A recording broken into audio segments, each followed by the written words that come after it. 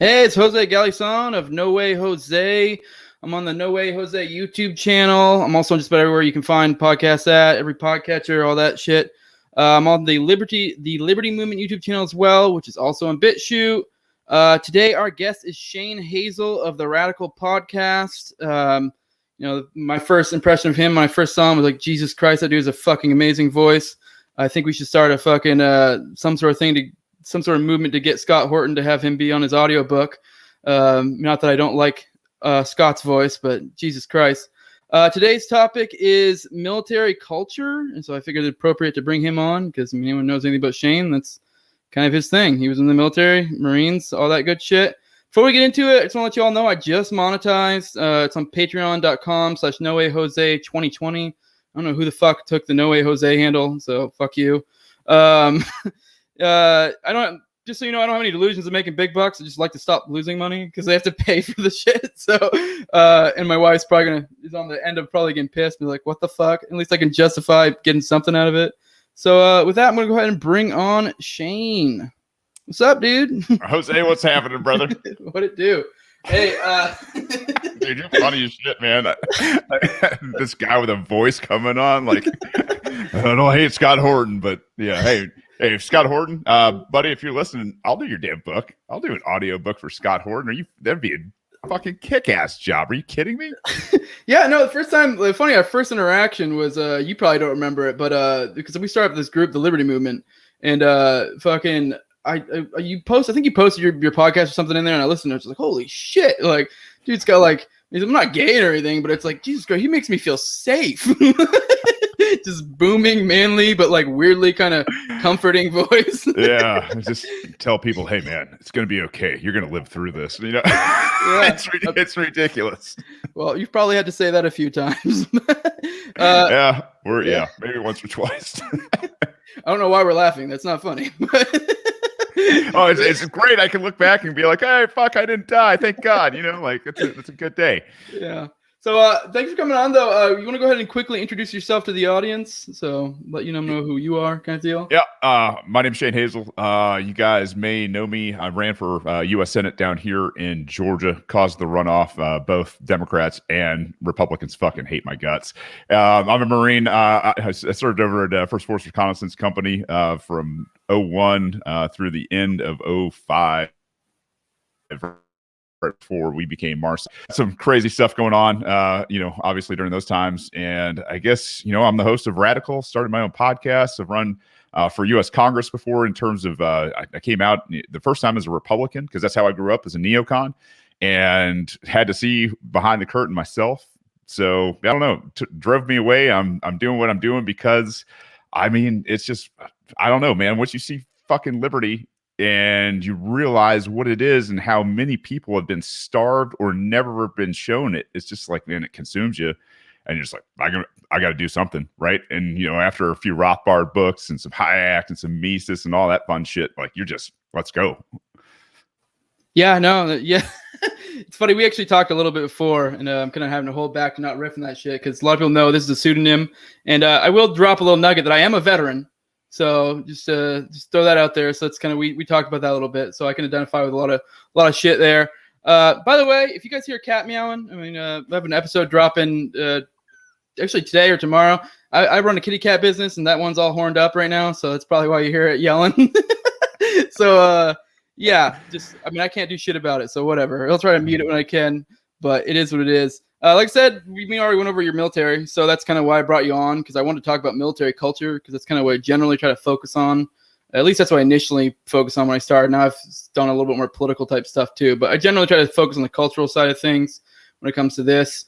So I figured, being as I'm former or I'm a veteran as well, and I figured we could kind of touch on that because I think it's an interesting topic, military culture in general. And but quickly, I know you kind of touched on it a little bit, but I'd like to have you summarize. Not too short, but not too long either. Just summarize your military career so people know where you're coming from. Just right, huh? Yeah. So, man, military career. I signed up right after 9/11. I think if you're old enough and you remember, what that day felt like. I was 21, and it was one of those things where it really, I mean, kind of destroyed my little bubble, right? And I grew up in a suburban area. I was, pretty homogenous, very white. Out of like 700 kids in my graduating class, you could count anybody who was a little more melanated on two hands. So it was just changed my life. And the first thing that I thought as a dumb fucking kid was, let's go fucking kill people that knocked down these towers. And I went into the Marine Corps office and they licked their chops and said, "Yeah, buddy, you can be a Marine." And it's like, yeah, okay. And it basically went in, got open contract, and actually became a parachute specialist first, and worked my way straight over to First Force Reconnaissance Company, and out there got into the teams. And it was, I mean, I guess in terms of being a Marine, man, it was a hell of a lot of fun. If you wanted to do what I wanted to do, like it was where you wanted to be. I mean, you get to do all the cool shit in the fucking Marine Corps has to offer, and then some. And it's kind of back then it was a very, very prestigious unit to be part of. So we did a couple of deployments, went over for the initial invasion into Iraq, and then, May turned around, came back, did another workup, went back in April of 2004. And man, we sailed into town in Najaf, left the 11th MEU behind at the port of Kuwait. And at that point, man, it was fucking game on. We were in Najaf, handed off power from the Army to the Marines over there, and immediately we went and started picking fights with Muqtada al-Sadr, which was weird. If you guys know Middle Eastern history and why the fuck we were there in the first place, we were kind of there for the Ba'athist and Saddam Hussein's guys, and we're going after a guy who's a Shiite, and you're like, man, these guys are the fucking guys that have been crushed by Saddam for decades and decades now. And so at any rate, we did that. And then we got detached from the Marine Corps Expeditionary Unit and sent up to do all the reconnaissance for Fallujah Part 2 there in October and November and into December. And we actually started fighting with a whole bunch of the grunt units that were up there as combat replacements. Our captain at the time had come from 3-1, and those guys got hit pretty hard going into that city. So we came out and started helping those guys push through the city between 3-1, 1-3, and I believe it was 2-8 or 1-8. Maybe it was 1-8. But man, we worked with a whole bunch of different cats over there, including a bunch of ODA guys, some SEALs here and there, just kind of doing some cross training, because it was kind of the point where we were supposed to become SOCOM. Or contribute to SOCOM per Donald Rumsfeld. And we had, I think till about 2006 is when they took a lot of the guys from the reconnaissance field and threw them into what's now considered MARSOC. So very interesting. I kind of came to my liberty moment, I guess, during December of 2004. Saw a whole bunch of terrible shit in the Battle of Fallujah, and shocker, right? But then I got a hold of John Taylor Gatto's book, Weapons of Mass Instruction, where he talks about the history of the American education system and how it came from Prussia, and they used it to indoctrinate fuckers so that they wanted to go off and fight for the state. And I was like, oh fuck, they got me, right? Like, here I am.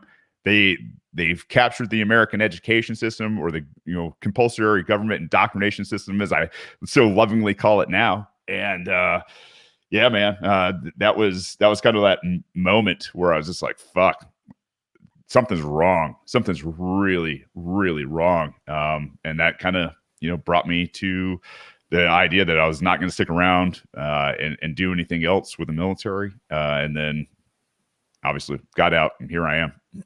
Yeah, it's funny. It's like once your perspectives change. I mean, that's why the whole like analogy of the red pill is just so great, because you're like, once you shift it, it's like, fuck. Like, I don't know. For example, like it just disgusts me. Like even simple shit, like my kids, like Pledge of Allegiance and shit. I'm like, fucking cut that out.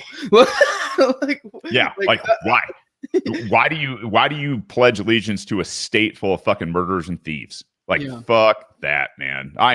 That's a tough one, man. Like, a lot of people, especially vets, have a very tough time. Like, oh, what? Wait, what did he just say? He doesn't do the Pledge of Allegiance? Like, no, I love America. I love Americans. I love the nation. I love the American spirit, the entrepreneurship. I love the fucking freedom. Hell, man, I was a guy that learned the Constitution like almost autistically, and the Federalists and Anti-Federalists, and I still won't say the fucking Pledge of Allegiance, right? Like that's because it's fucked up indoctrination.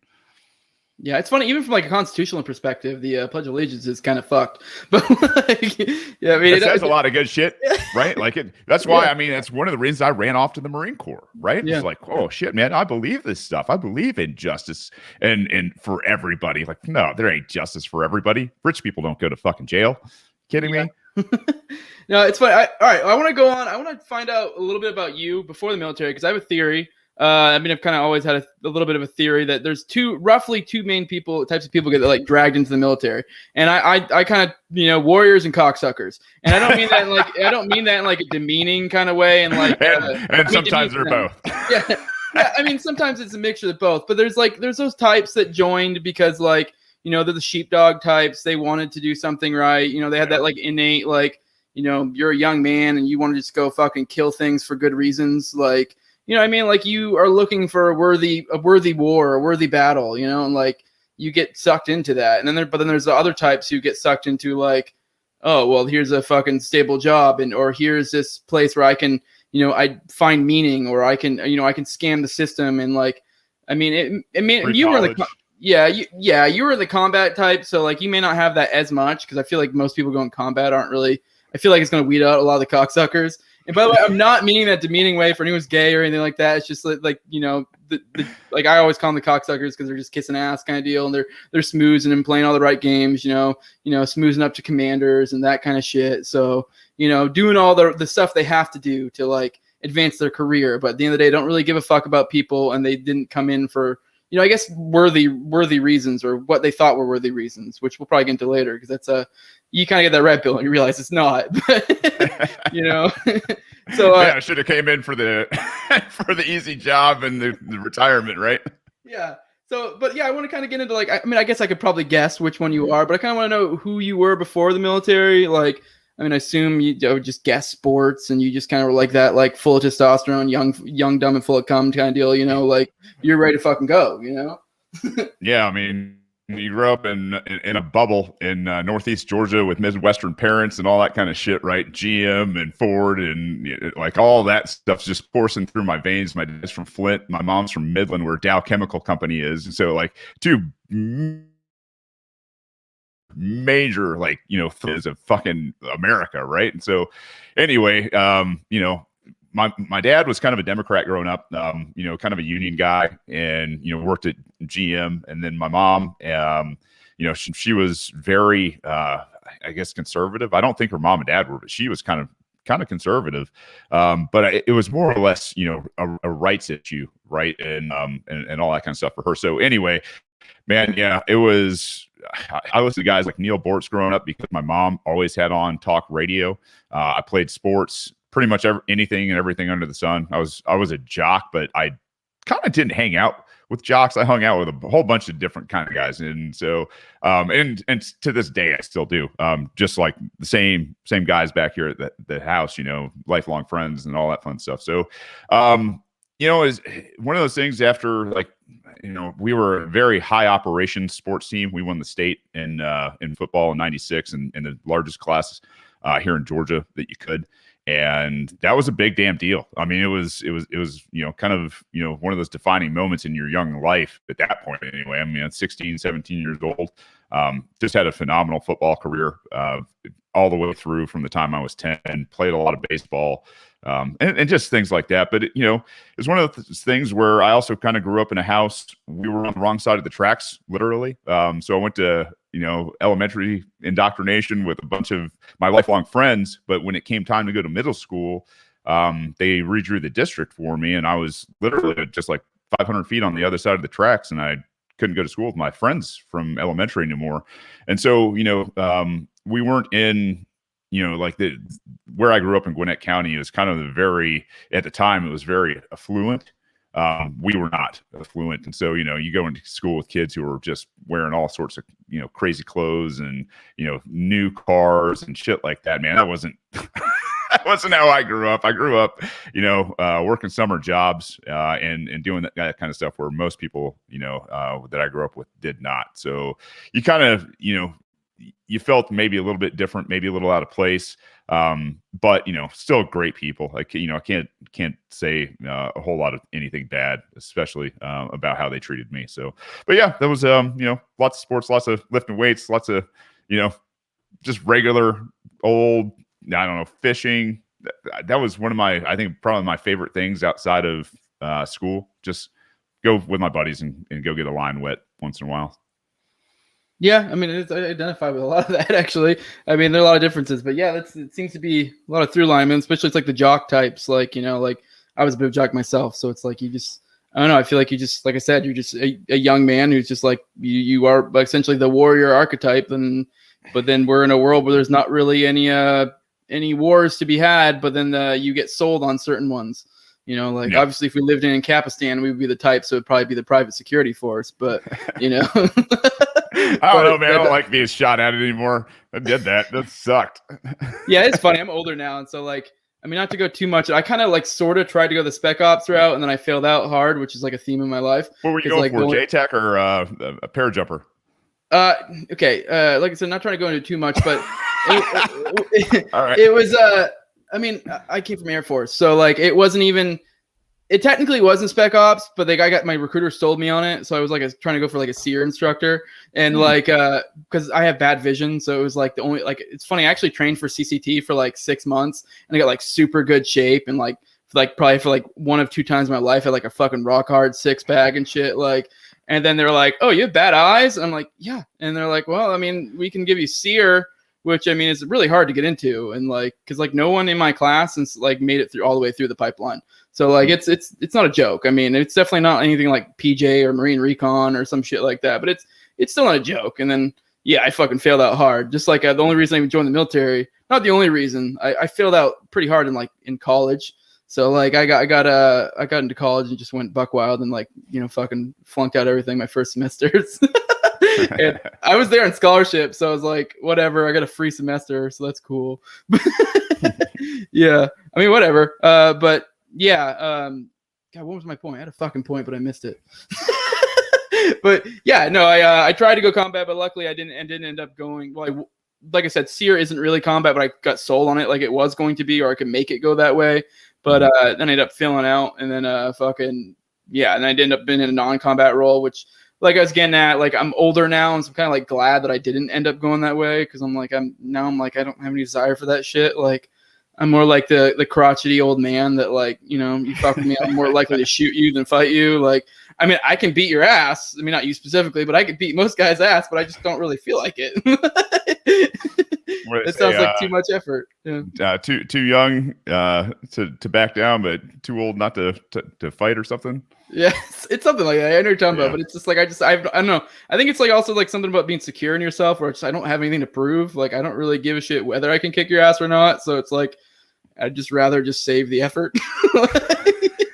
I don't know. I'll tell you what, that is that's wisdom. That is.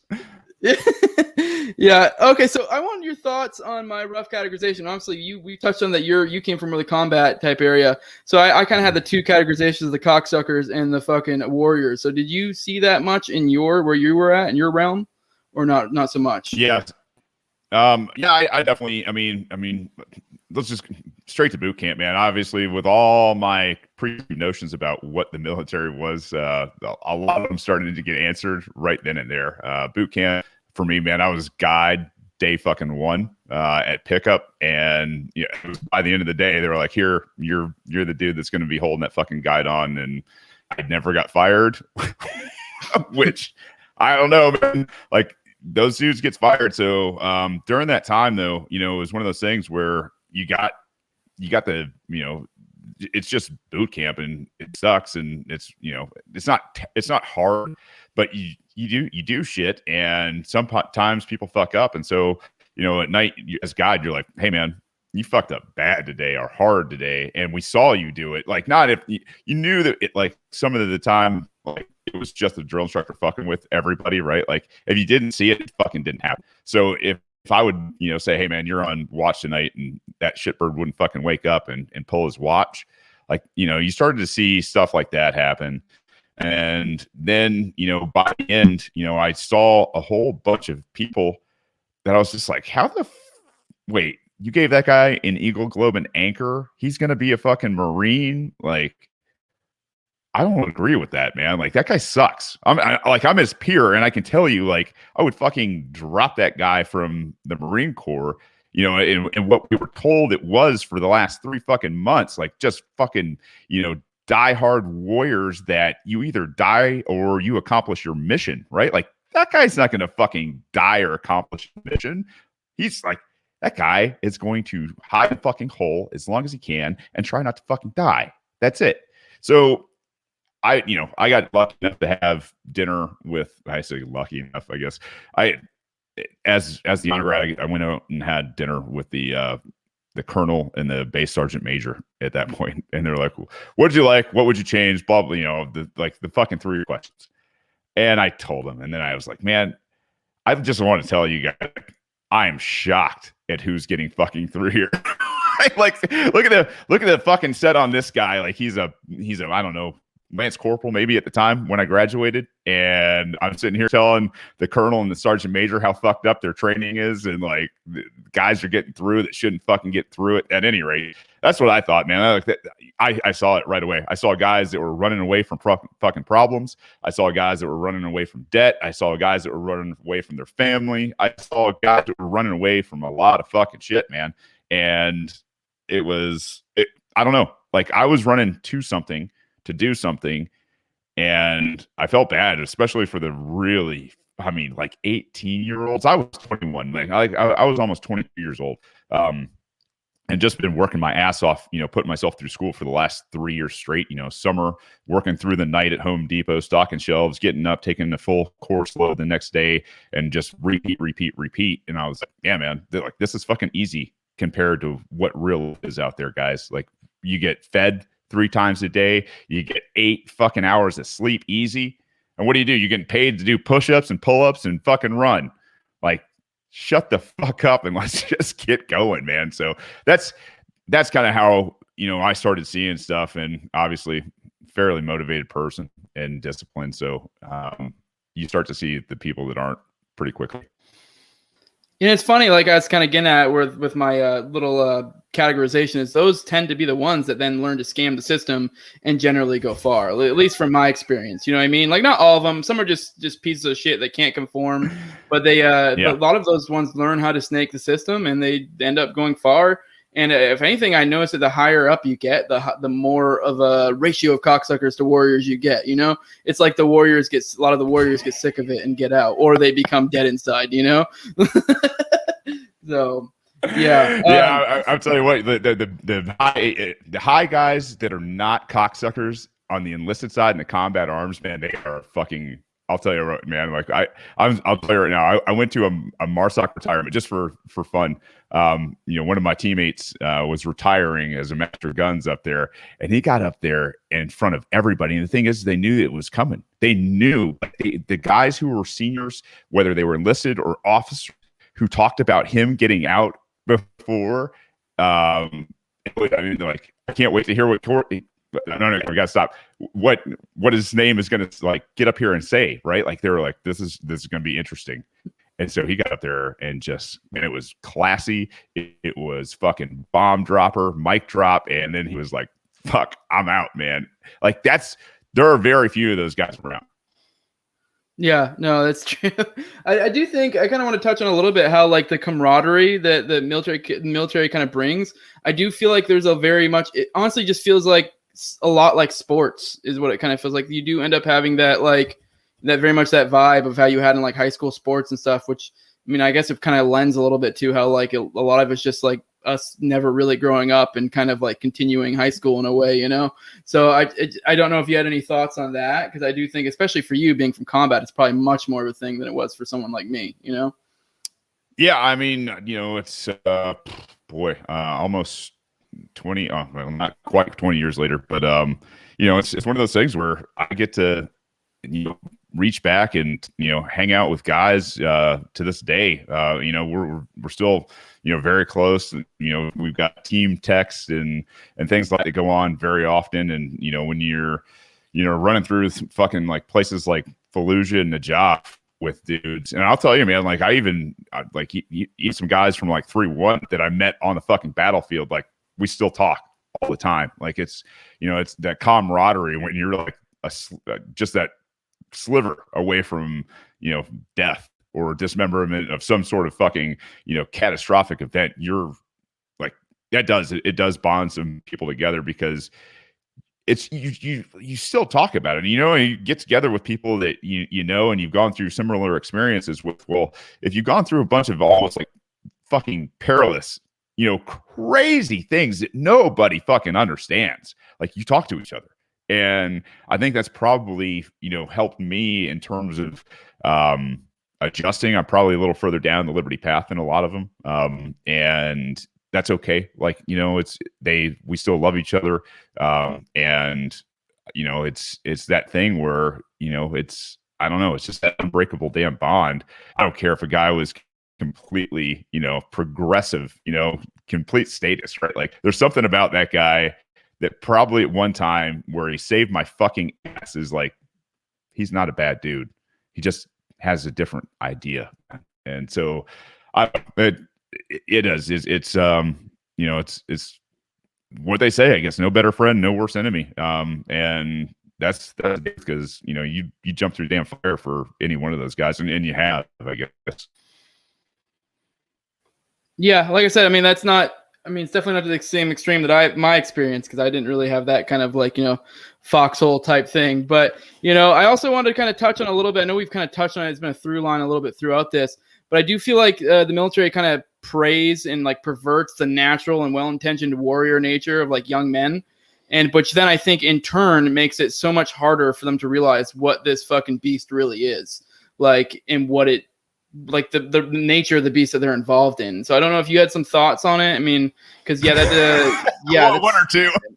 Yeah, because it's like kind of fucked up, because it's like it drags people in because they want to do good things. Like this is genuinely like, I kind of made the thing of the warrior and the cocksucker, but the warrior, like the cocksucker, fuck that guy. But like the warrior, like they genuinely most of them joined because they wanted to literally, they bought into the lie that they fucking, wanted to protect freedoms. They wanted to protect their countrymen, like all that stuff, And then now I feel like it makes it so much harder. There's that cognitive dissonance where it's like, trying to realize what's really going on is just so much fucking harder for some of these people. So yeah, I'll keep rambling, but I'll let you take the mic.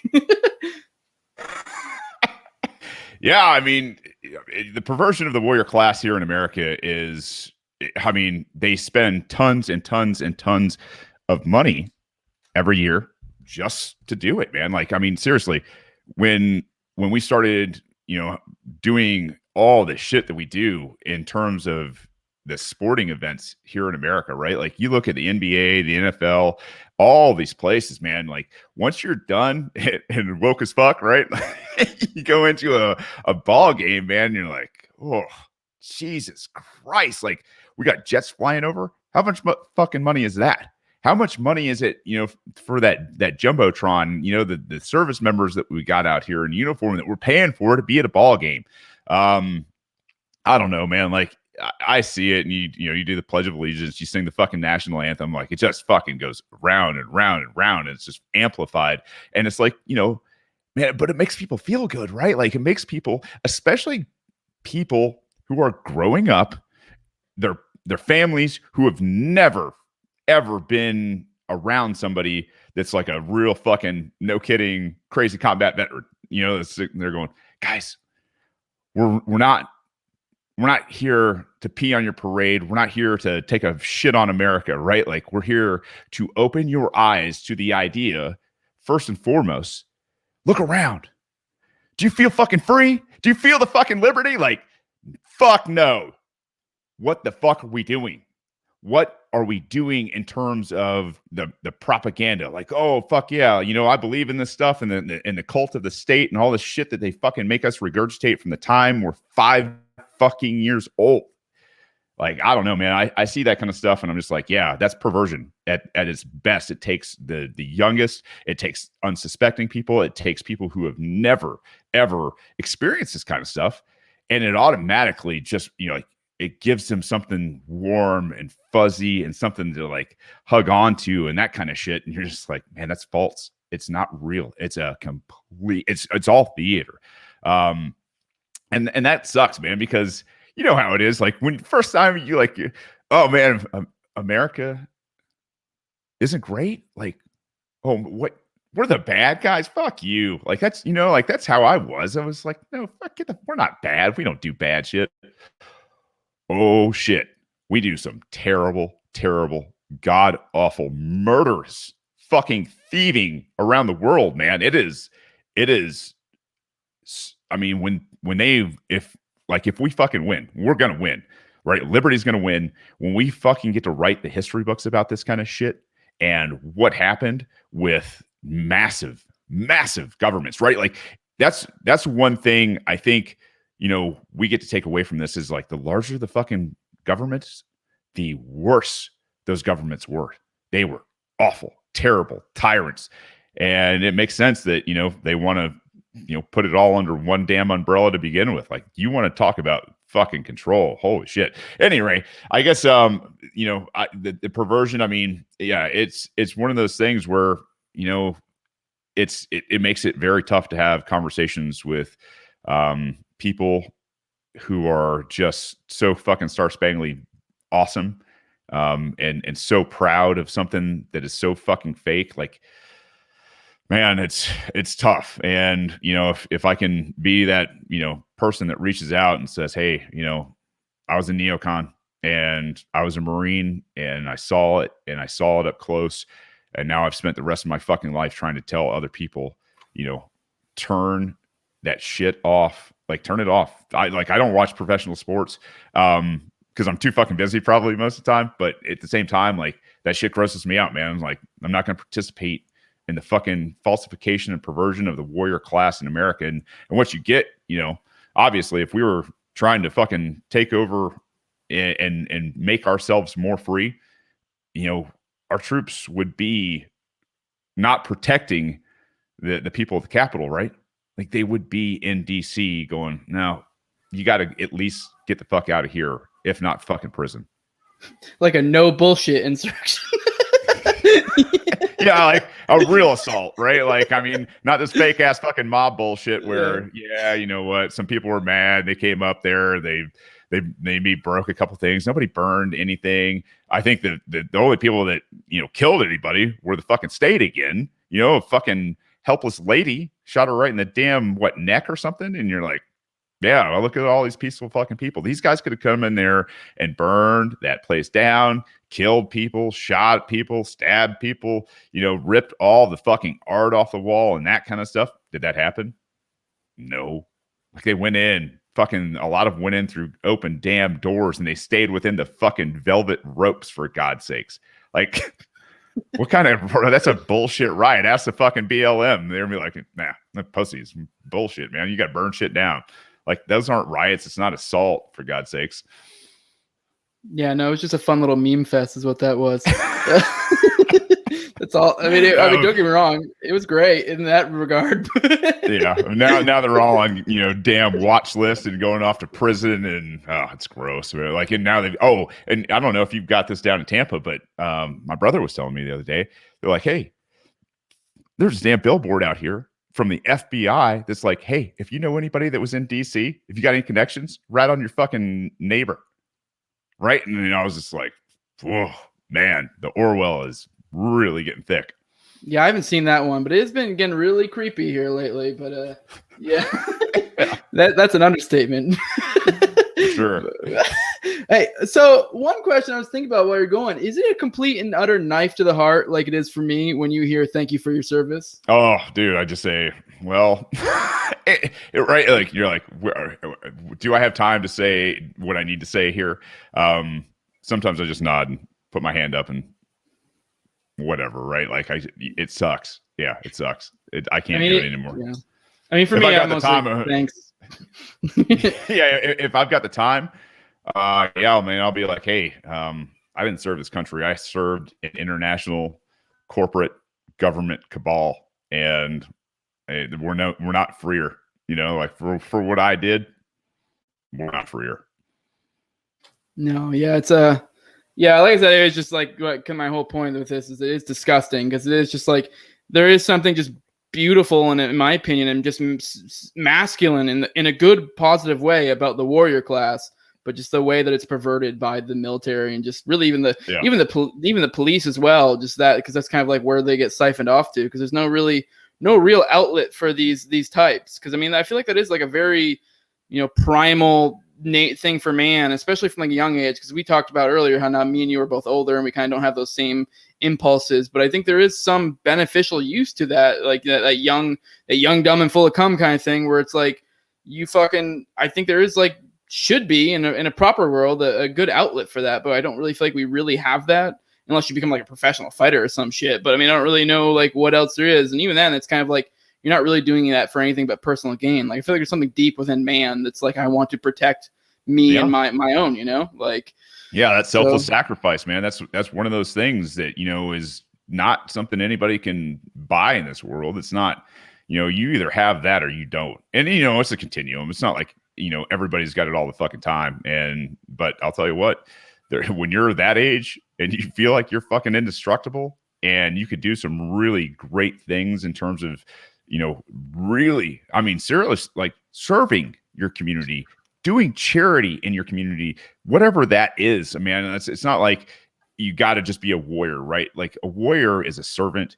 And I think that's what people miss in this day and age is like real warriors are servants, man. They're not making fucking money. They're doing shit out of the goodness of their heart, whether it's like changing tires on roadsides or going and standing up for, somebody instead of fucking taking a video to put it up on YouTube. Like that's what I think has been so dismissed in America, right? It's like that ability to actually step in as a single person and make a difference for the positive in somebody else's life. And for sure, I see it, and I detest the idea that it's dead. I don't think it is. I think we're actually seeing a fucking huge resurgence of it right now.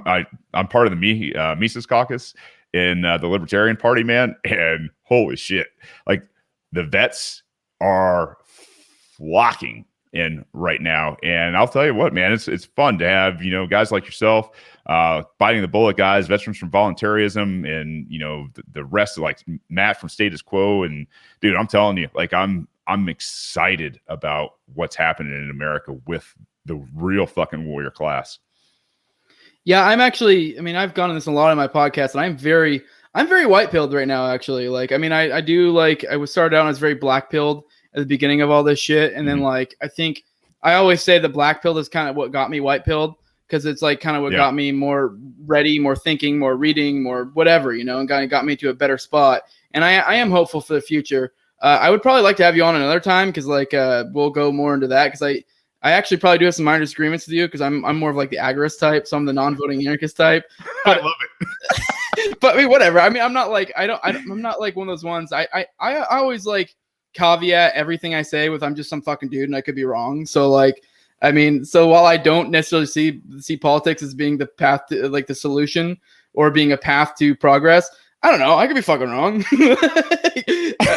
Well, what's funny, man, is like I'm not that different, right? Like I see this as what I can do, right? Like I'm like this is what I love fucking doing, right? Mm-hmm. So it's like I'll work my ass off at this kind of stuff where I won't work my ass at other kind of stuff. Like some stuff, like the admin side of fucking campaigns and politics and, going through the goddamn laws. No, man, listen, I got to boil down. Like it's simple. Like I am a very simple human being. And it's like, listen, I actually don't even fucking need you guys. Right.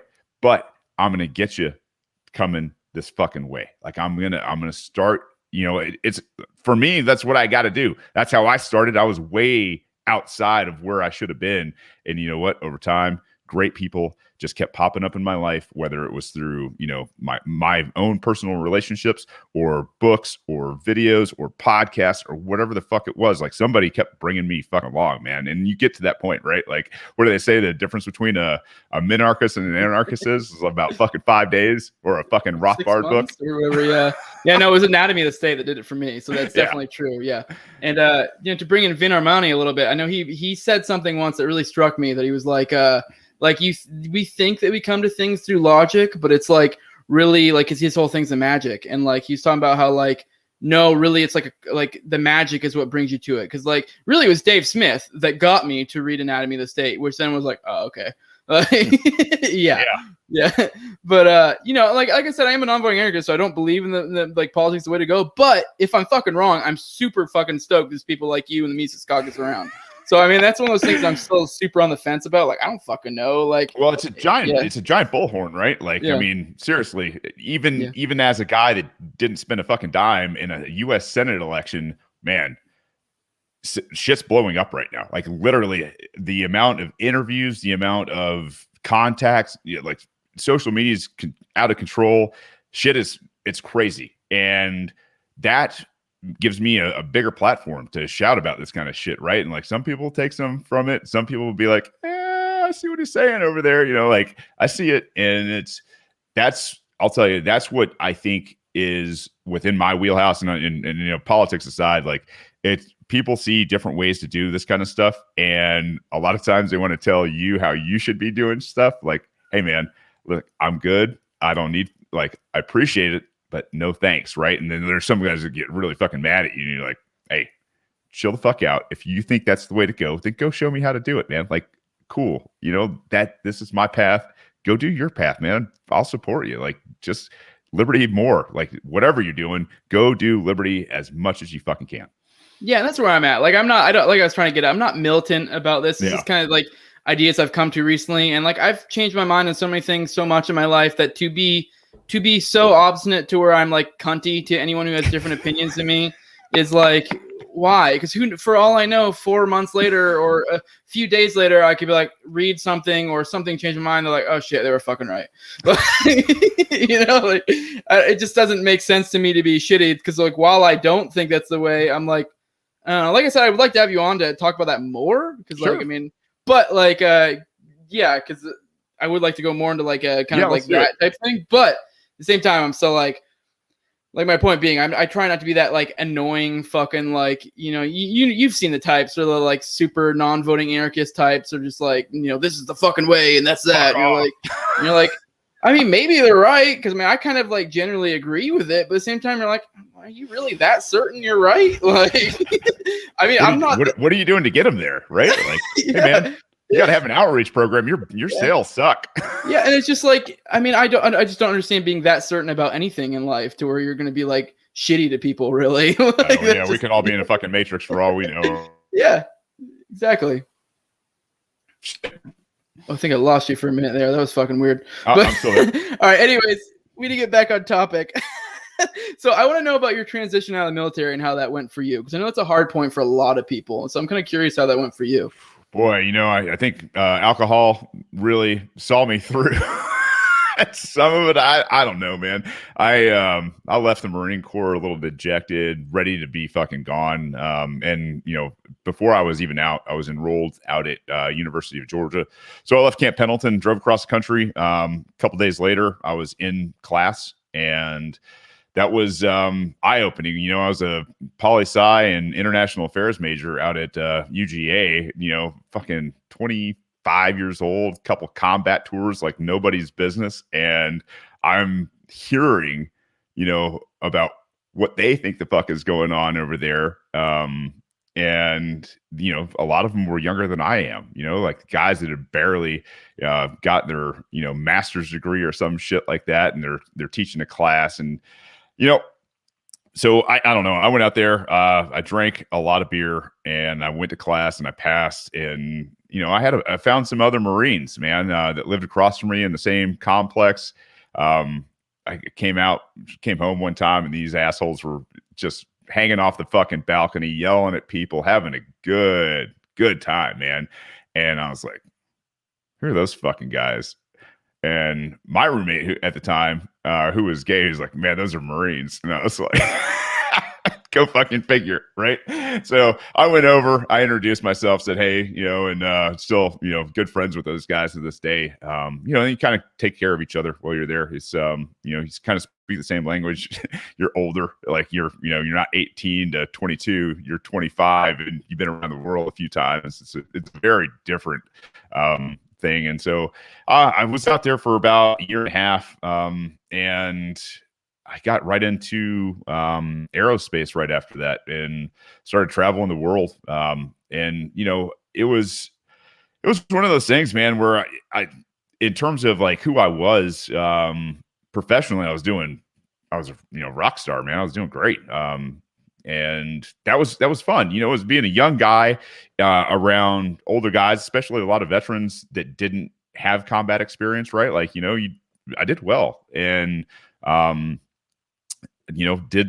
just kept traveling, kept doing what I was doing, and it was just one of those things where I think I had a mission mindset all the time. Like, obviously it gets drilled into us. You either fucking die or you accomplish your mission as a Marine. And that's like, there's not a lot of gray ground, right? So, you get to the point where you're a little, numb and callous and you have no empathy. And, thank God for my wife and my kids, because, they came along and so did cannabis. And I'll tell you right now, man, like those things, my wife's love, my kids love, cannabis, man, that changed my life. And I'll tell you right now, like it's one of those things where I had no, like that empathy, wasn't there. And so I put away alcohol completely. I drank, I tell you, man, I wasn't a alcoholic,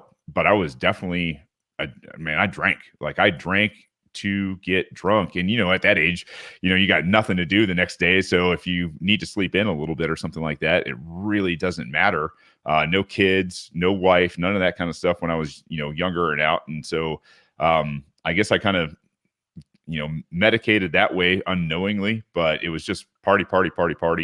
And then that came along and I realized, I was kind of a one-dimensional being in terms of my emotional outlet. So, it felt good to turn it back on. And, it's a continuum, right? Like there are still times when you go into mission mode and you're like, let's go. But then, you can start to, over time, like a muscle, kind of build that thing where, you start looking at life way differently. You start looking at people's lives from their shoes and not your shoes. And instead of jumping to that conclusion that maybe instead of, those people just being disgusting and lazy or whatever, your preconceived notion is of them, you're like, maybe they've had something, go on that they haven't recovered from, right? Like maybe like you don't, but you should probably just give them just that much, right? And I think the world would be a hell of a lot better if most people, we're like that. But it took me a lot of time, probably, I don't know, about 10 years to figure that side of being a thinking, caring, empathetic, sympathetic human being again out. And thank God, a lot of guys don't. Yeah, no, it's funny you brought up drugs. Literally my episode next week is drugs, or not next week, tomorrow. My episode tomorrow, drugs, and like, because I'm a well experienced man in that spot. I've had I'm a fellow traveler in that regard. But so we're literally going to do preaching peace and all that. We're crazy. Yeah, no, I plan on doing an episode where we just kind of do like a general review of all the drugs. But obviously some of them I can't really give a experienced viewpoint on, but most of them I can. But really, man, for me, like alcohol and cannabis about the extent of it. Yeah, I had quite the life. Still here, man. If you can hear me. Oh, sorry, no, it's wigging out. Can you hear me? Yeah, I got you. All right, I think we're good now. Yeah. Okay, cool. Yeah, no, I did a lot of shit before I joined the military. So, yeah, I had done a lot of stuff. but that one semester of college experience exposed me to a lot. But yeah, no shit. God, you had said something that made me want to say. Oh, you said you hadn't you didn't have a. I'm assuming you didn't have a family or anything before when you got out, right? No, man, I was a bachelor. It was one of those things where I knew my missions, like they had, like I saw what the op tempo was and I saw what was going on. And I mean, you try to, like, when you see guys leave their kids and their wives and shit like that, or they leave their wife and she leaves him, right? Like one way or another, she goes out and fucks Jody, and you're like, damn it, like that sucks, man. Like you watch your buddies go through that kind of shit, you're like, no, I'm not doing that. Like I'm smarter than that. I can bury my fucking emotions and not care for people. Yeah, no, because like I guess that was part of the question. I didn't know if you had a family yet or not. So it's like I feel like a lot of people structure their lives around the military, and when they get out, it's just so much harder for them, But yeah, for you, it's obviously like, I mean, I tell anyone in the military, like, get the fuck out as soon as you can. If you even think you want to get out, because it's like, if you start structuring your life around it, it's just gonna be so much more shittier to try to fucking pull off that Band-Aid or whatever, Yeah. But so I want to do final thoughts. I have 3 questions. What would you say to someone considering joining? That'd be my first. Don't. All right, that's easy. Don't fucking join, man. Why? I guess should I explain myself? I mean, just not a one-word answer. Like, no, fucking Go don't. For it. Whatever you want to do. Yeah, I tell people, man. Actually, being who I am, I get questions about, hey, will you talk to my son or my grandson or my nephew or whoever? And I'm like, sure. And now I guess kind of the gig's up. But for those people that don't know me, don't know my politics, don't know my show, like I'm the last guy. Like if you want your son or something to run off and join the Marine Corps, or, like, I'm not that guy, man. Like once upon a time I may have been kind of barely, but it was put on me where I was like, nah. Don't, man. There's if you think you're gonna go fight for fucking liberty, let me tell you something. You're not. You're gonna fight for a government corporate cabal that sucks, and they don't give a fuck about you. Trust me, they're not interested in funding the VA system. They aren't interested in taking care of what's really ailing vets. Like, they don't care. If they cared about taking care of fucking combat vets and people who get fucked up because of chemicals or abuse or post-traumatic stress from their jobs in the military, man, our VA system would be this shining, fucking amazing, badass system that nobody had access to, or maybe people were beating down the door, to be in the military just so they had access to that system, right? Like, that's not the fucking case. Nobody wants to go to the VA. People who are veterans don't want to go to the VA. The people who work at the VA don't want to be at the fucking VA. Like, don't fucking go. They're not going to take care of you afterward. You're going to not work for liberty or freedom. By the way, look around. We need you to fucking fight, right? If you love fucking liberty so much, love your fucking country so much, this country needs you here right now. The enemies are exposed. They're a clear and fucking present fucking danger. They're easy to spot, right? Like, most of them in fucking DC are the enemies of the American people, right? They are murderers and thieves, and they've fucking committed, God knows how many war crimes on our neighbors, man, our friends, our countrymen, every fucking kid that they send off overseas. Like, they know what's fucking going on over there, unless they are just dumb as a bag of hammers. And they just, year after year, they fucking continue to do that kind of shit. And to tell a young man, listen, I got plans for what I'm trying to do with youth here in America. And, if you want to be part of that, let me help you get plugged in. Be an entrepreneur. Do something fucking amazing. Don't spend your life, your youth, your energy, going out there and doing it for somebody else, man. That is the prime time. Like as you get older, and maybe you see it too, right? Like, you remember how much fucking you could get done. You weren't tired. You weren't sore. I mean, you could do shit hungover as fuck that you can't do, at 40 years old. And to have legions of those guys right? Legions and legions of these guys out there that are that age with that kind of, energy and youth. Fuck, man. Like, you want to talk about getting stuff done here in America. Fucking wake up, man. Do it here. Yeah, no, it's funny you brought up the VA. That's the best case against fucking socialized medicine. But yeah, it is. What would you say to someone currently in? So that's my next one. Man, wake up as many fucking people as you can. Don't point your fucking guns at peaceful Americans right now, right? Like, that's the thing is, I don't know. Be a conscientious objector. Be one of those people that's like, oh, you want me to go to DC and point my guns at the American people? No. Fuck no. Like, that's not what I'm here for. I didn't sign up to fight Americans. There are people who are righteously pissed. And boy, I don't know, man. It's I guess that's kind of my take is like, nah, man, just get the fuck out. And if you're in and you're high enough and you hear this kind of shit, do something. Fucking colonels, lieutenant colonels, majors, generals. Like, if there's a general that's not out there, gaming for his exit strategy or his next fucking promotion, then I don't know, man. If you hear me and you want to fucking do something, man.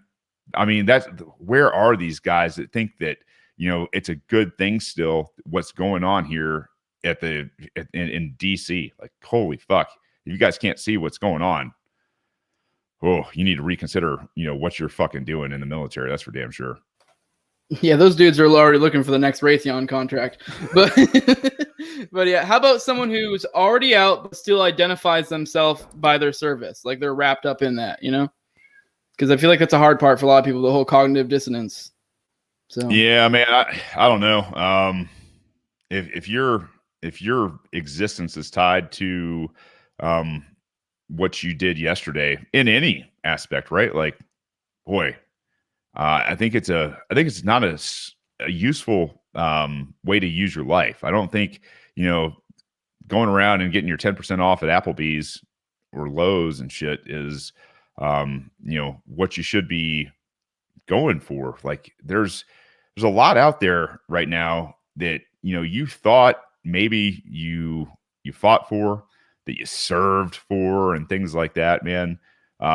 Those ribbons and medals and shit, man, understand where that comes from, right? Like, that comes from the corporation, right? The corp cabal government that says, oh man, you did the corporate cabal a fucking real solid, man. Holy shit. I mean, look at this guy, people. Look at him. Look at this fucking medal. And then you read it, like the warrant, right? It's like, holy, if it's got a V device on it, man, that guy did some really, really crazy, awful stuff, probably to mostly peaceful people on the other side of the world that are tired of our shit for fucking being there. Like, I mean, think about what we're fucking supposed to be doing. What what you're so proud of. You're proud of the guys that came before you, the red, white, and blue, man. They would have never fucking stood for the trampling of our rights, for people locking down people's fucking businesses, telling them they have to do things against their conscience, including wear a mask. It's just like, holy hell.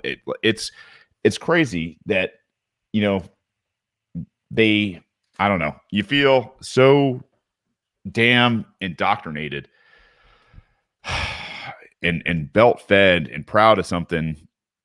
Like, what are you going to be proud of tomorrow? I guess would be my final thing, is be like, what are you going to do?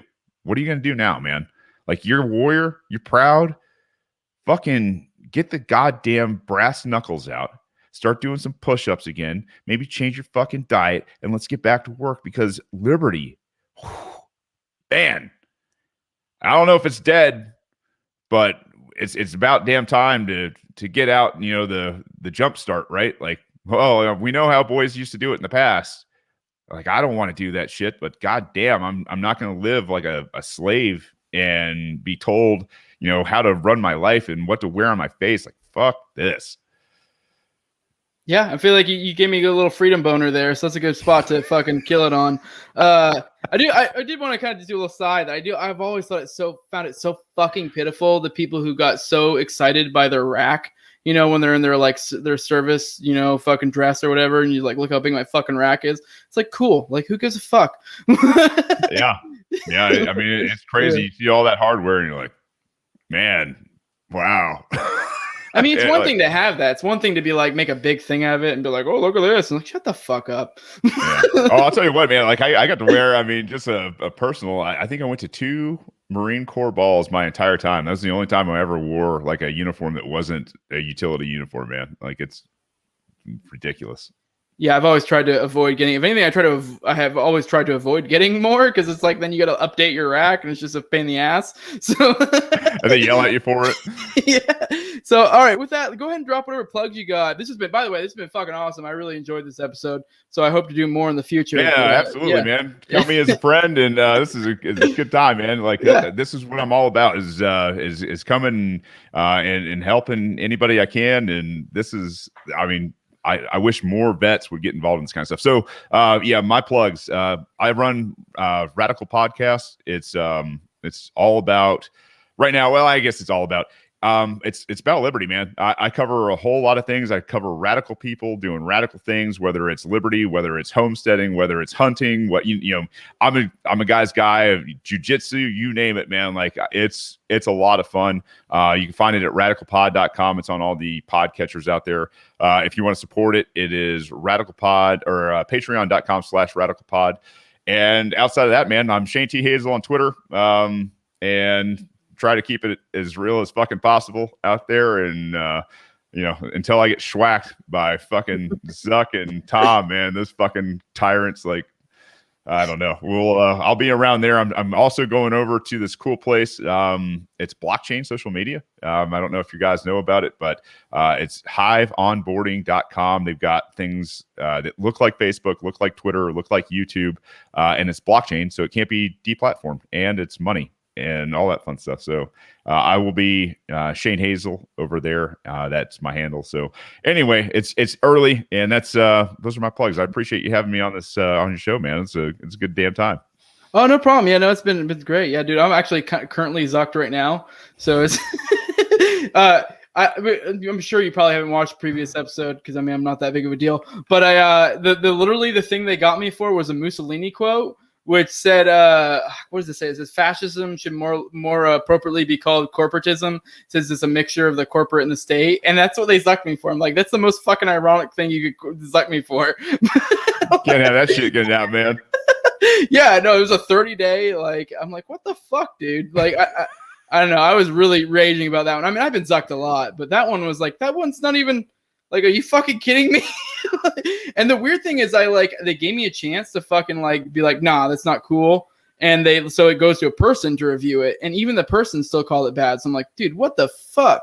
So it's like, I can understand the algorithm flagging it because it'd be like Mussolini, whatever, it flags it. But like a person had to manually be like, nope. I'm like, what? Like, they like their job, right? Yeah. Like that's the thing is like they like being there, and there's probably a culture if I'm not mistaken. Yeah, no, it's weird. So, all right, my plugs real quick. Like I said at the beginning, I'm the No Way Jose YouTube channel. I'm all everywhere audio podcasts are at.